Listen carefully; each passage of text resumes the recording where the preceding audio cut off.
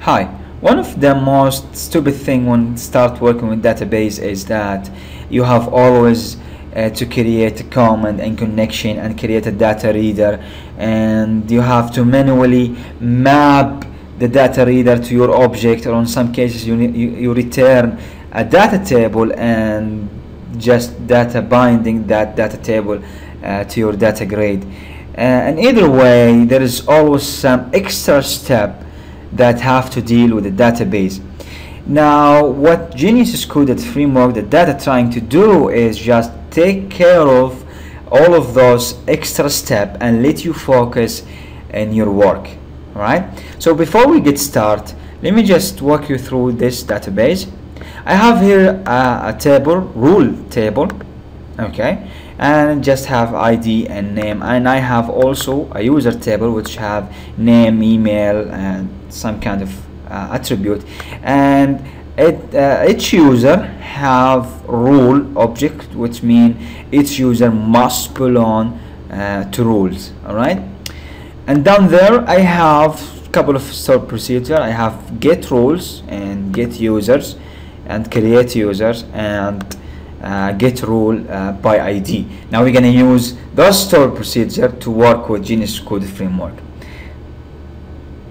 Okay, in the C# code I have rule object which map to the rule table, of course, and the same thing I have user. Now you can see that rule is an object of rule, okay, not an integer. Okay, so to start using Genius Code Framework, the first thing I need to do is add it to my project. So I'm just gonna go to NuGet and search for Genius Code. Here it is. Install. Once it gets installed, I can immediately start using it. Operations dot execute non-query this time, because I want to create a new rule. If I go to the database, there is the stored procedure. Go stored procedure dot stored procedure, and this stored have parameter name admin, for example.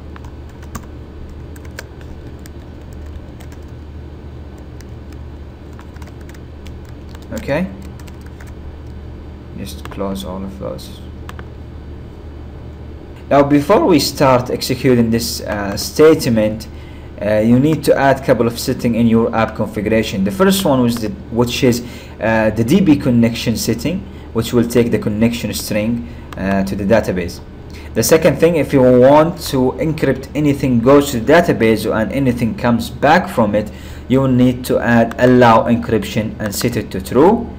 And of course you'll need the key to encrypt and decrypt your data, which will go wherever you want it. Okay, so now just to make console that read line, and I can just hit F5. If I go to the database now, you can actually see that there is a new row which is encrypted, and it's the admin. Now you can of course execute normal SQL statement, you know, like select star, for example. I can do something like that. Operations dot execute to list the object, and here I'm just going to say rule select star from FST rules,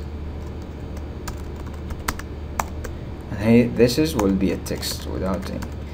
And then for each, I'm just going to create anonymous method that will loop through each rule and print it in the console. Console dot write line rule dot name. Now if I execute this query, let me just comment this one. If I execute this statement, I will get an error, and that error because there is non-empty constructor in the rule classes, so I have to do it manually. Rule, okay, and hit F5. Oops, it's go console.read line.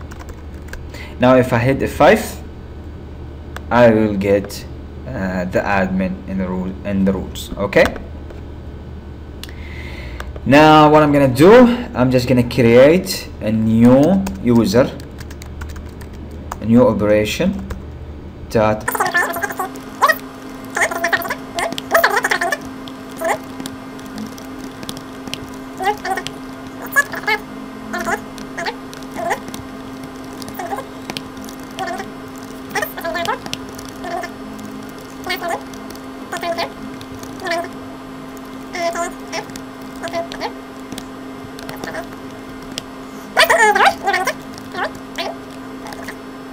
just make sure that the ID of the rule is correct, which is 8, not 1.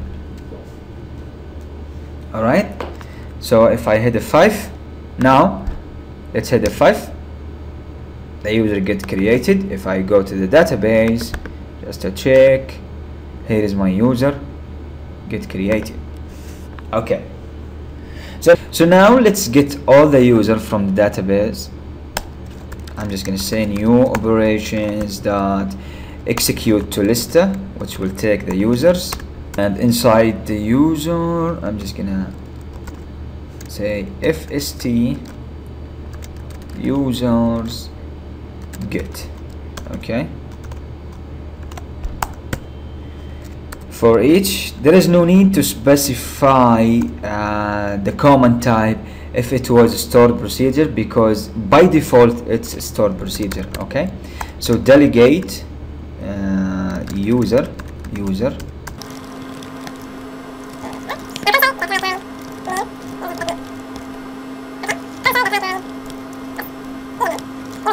that name.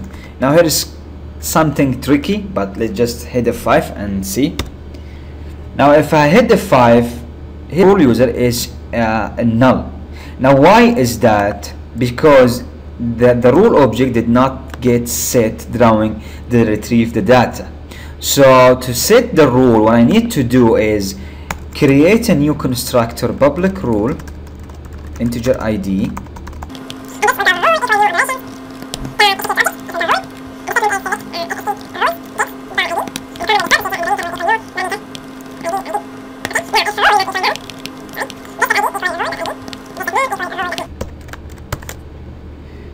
if I hit 5 now, this time I'm getting the admin. Now why? Because when the data mapping start, he mapped the ID, the name, the last, and the create, which is everything fine. But the rule is not a normal type. It's a type from the console application. So what I do, or what actually Genius could do, is going to search in that object for a constructor have an ID, and if it find it, it called that constructor. Now in that constructor you will need to retrieve or execute a query that get the rule or the object by the ID. Now of course you can still work with the old-fashioned, I mean you can still goes like that, data table equal a new operation that execute query and just say fst users gets. You execute that to return a data table, and you can do very much whatever you want with that data table. This is it. Thanks for watching. See you soon.